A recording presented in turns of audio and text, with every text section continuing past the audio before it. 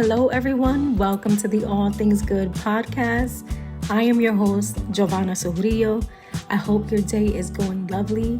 I hope that it is well. I hope that it is filled with joy, peace, and love, and all things good.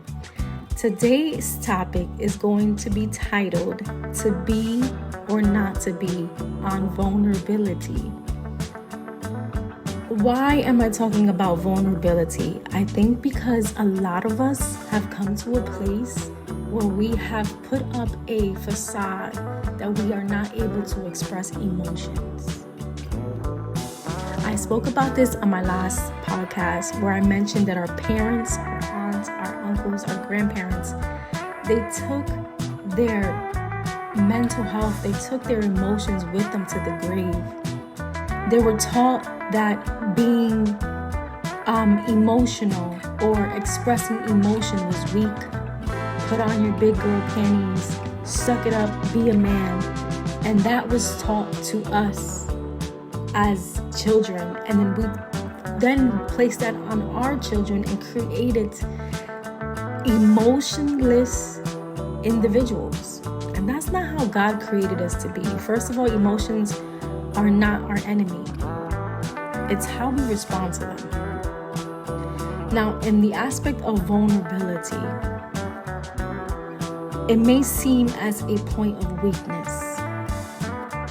But to me, I see it as something so beautiful because it allows someone into your area. It allows someone into your life. I remember a time when I was going through a lot of things emotionally. Now, mind you, I've always been an emotional person. And I was always told, you're so emotional, get it together, toughen up. And I did. And what happened? It wasn't an authentic strength. It was me putting up a wall and a facade and a mask that everything is okay, when in reality, I wanted to express my emotions. I wanted someone to listen. I wanted to share and have this part in my life with someone else, someone who would listen and understand and give me feedback. Not say that everything that I was feeling was okay, but just allowing me to express myself without judgment. And so we see vulnerability or being vulnerable as a form of weakness, but it really isn't.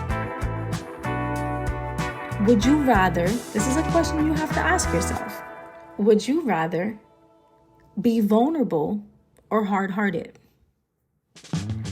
I would prefer my heart to be soft than to be cold and bitter.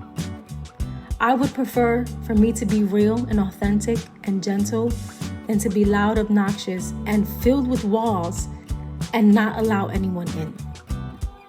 Yes, vulnerability actually means that you leave yourself open for attack.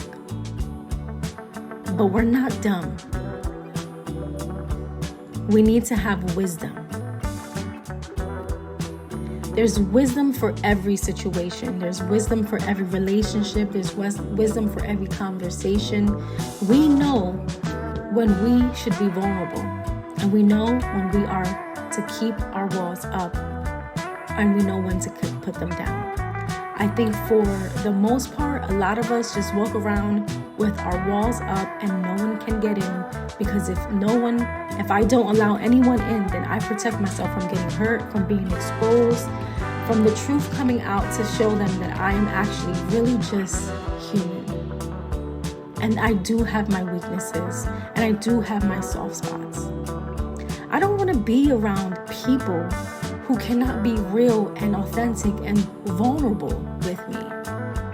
I don't want to be around people who are not real with themselves and therefore put on this fake image and not allow true friendship, true relationships, and true connection to take place. Do you want to be around that? You see, there's boundaries. There's boundaries that we must create to indicate, okay, this is the person that I want to be vulnerable with. This is the person that I can be open with and I can discuss my situations, my emotions, what I feel, and this person is a safe place. I want those type of relationships in my life. I don't want the relationships that are going to tell me that I'm weak because I'm feeling a specific way. I don't want people to tell me that because I feel this way that I'm wrong and their ways are right. I don't want that. I want someone to listen. And we have a chance and an opportunity to create connections when we become vulnerable. But when we decide to put on the wall, it's what it is. If you decide that you're going to, not expose yourself and you're just going to pretend that you're all A-okay and everything's okay, then guess what? You put a wall in between you and the person that you are looking to create connection with. It can be your child. How many of us are parents and did not grow up in a loving home, in a home where you were able to express and be affectionate with each other, where your mom and dad were affectionate? For a long time, let me tell you about me. For a long time, I wanted to be affectionate and I could not. Even when I was in the world, I had relationships and I wasn't affectionate. I was cold. I was hard-hearted. I couldn't express it. And therefore, what happened? That attitude began to pour into my daughter for some time, until I decided to let my walls down and begin to give her the affection, begin to show her the love, begin to pour into her and speak affirmations over her life, begin to have conversation with her. A lot of us as parents, for some reason, we just want to shut our kids down. Oh, because of what I say goes. I don't owe you an explanation. But you're not teaching your child anything. You're teaching them to be cold, hard-hearted, and bitter, just like you, and just the way your parents were. No, I had to stop that with my daughter. I noticed that I didn't want to create that relationship with my daughter. She deserves to know things. She deserves an apology. I just seen a post the other day, yes, where they question if children deserve apologies and explanations. Yes, they do. And if you feel as a parent that you can't apologize to your child, then you're full of pride. But anyways, getting back to the topic. Vulnerability. We should be able to express our affection and our love to our children. And they should learn that. They should learn that, and they should have an environment and an atmosphere where they feel the love. But when we decide that we don't want to be vulnerable, we push people away. It can be our husbands, our your wife. It could be your children. It could be your friends. How many of us have friends? And we pretend that everything is okay. And so what do they assume? Well, everything's okay on their end, so I don't need to ask how they are. You should still ask, because you never know. But when you pretend, no one sees the truth. They might feel it, they might pick it up, but they can't force you to speak on something you have put your walls up into. So, vulnerability is beautiful, especially with the right person. Imagine being able to express yourself to someone who in return allows that expression and expresses themselves in return. It's a beautiful moment. We're intended for connection and for people and for, community. We're not created to be isolated and to be alone. So choose who you want to be vulnerable with. It doesn't have to be everyone, but you need at least one person in your life. Because if you do not have an outlet to express yourself or to be vulnerable or to show those moments of weakness, I can guarantee you that eventually you will break. And it's better for you to be vulnerable now with those you love. Create those connections, create those environments, not just for yourself, for your children, for your children's children, for those that you love, to show that there is a different way in life, that you don't have to be bottled up. You don't have to hold your feelings in. You don't have to be a robot and show no emotions. Now, I'm not saying don't regulate your emotions or, assess your emotions. Don't be this emotional person that can't control themselves and are, everywhere with their feelings and, just aren't able to control it. When you're able to express yourself, when you begin that process of vulnerability, you begin to learn how to control your emotions. They're no longer bottled up. See, at the beginning, it's going to feel a little wild and crazy. Oh my gosh, I'm crying. Oh my gosh, I'm expressing myself. Sometimes it's hard. Sometimes it's easy. Sometimes you're like, just spilling beans and there's no filter. It's probably going to be the first reaction to you being able to express and be vulnerable with someone else. You're not going to know how to do it. You're not going to know what it looks like, what it feels like.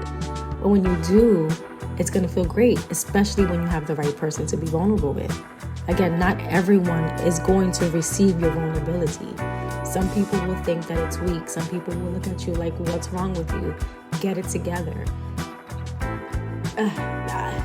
When it comes to people like that, you will be able to determine right then and there that this person does not know how to handle emotions, doesn't know how to be a safe space, doesn't know how to even be vulnerable themselves. And so, that's up to you to decide whether or not you want to continue to be vulnerable with that person. Me, on my end, that door will be shut until that person learns emotional intelligence, until that person learns how to receive vulnerability in a healthy, proper way. Once you begin to release your emotions and begin to speak and be vulnerable and, gain confidence and be able to converse and communicate clearly on what you're feeling and what you're experiencing, from then you'll be able to articulate what you're speaking. You'll be able to manage your emotions a bit more. Again, at the beginning, it's probably going to be chaotic.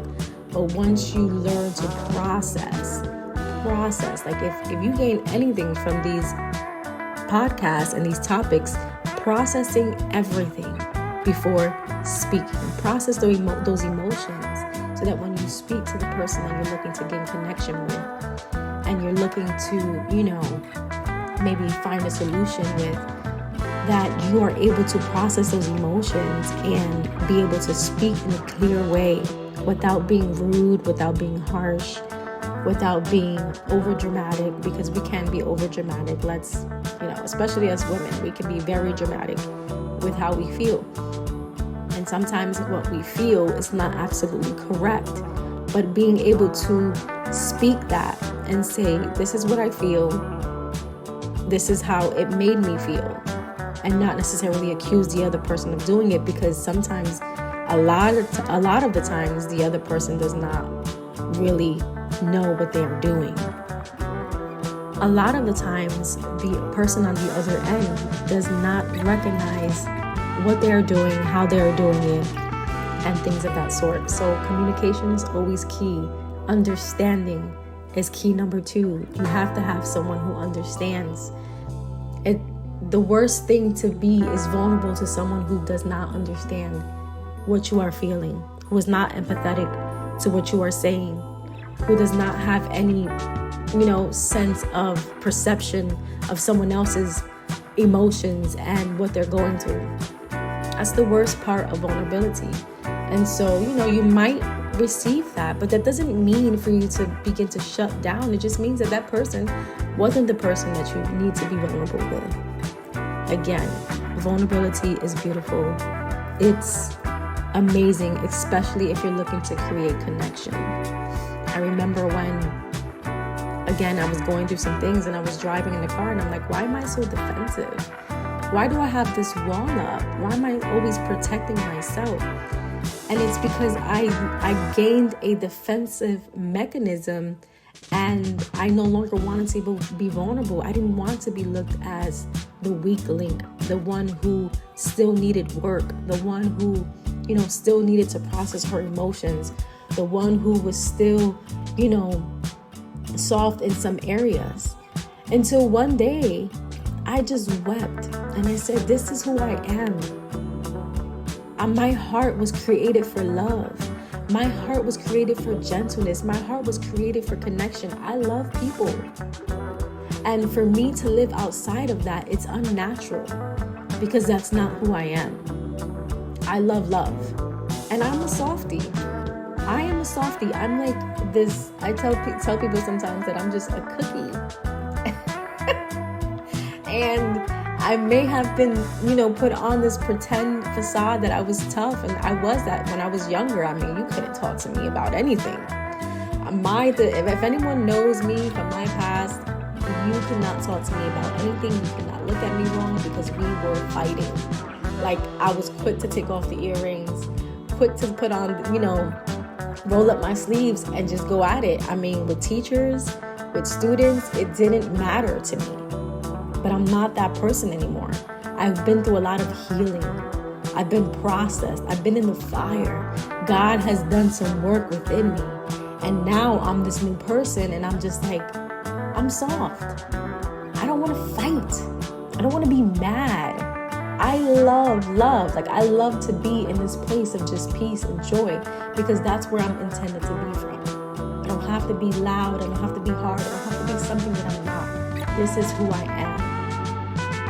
And so I challenge you to find who you are. Find that soft spot. Find that place of vulnerability within you. Because once you start to unlock those areas in your life where you can actually speak and be free and cry, then you begin to find out who you really are. And all that hard-heartedness that we picked up from the world, that we picked up from our environment, that we picked up from our parents, from our friends, that we had to be tough, we have to be this way, and we have to have a mean face and, put that down. It's all something that we picked up. It's not something that you are intended for. I'm not saying to be this weak link that, that just cries for everything and doesn't have a spine or a backbone and doesn't stand up for themselves. Please stand up for yourself. But in that standing up for yourself, there's still vulnerability. I don't like the way you spoke to me. It triggers something. I don't, there's always, instead of just letting things go, you have to approach it. That's also a form of vulnerability.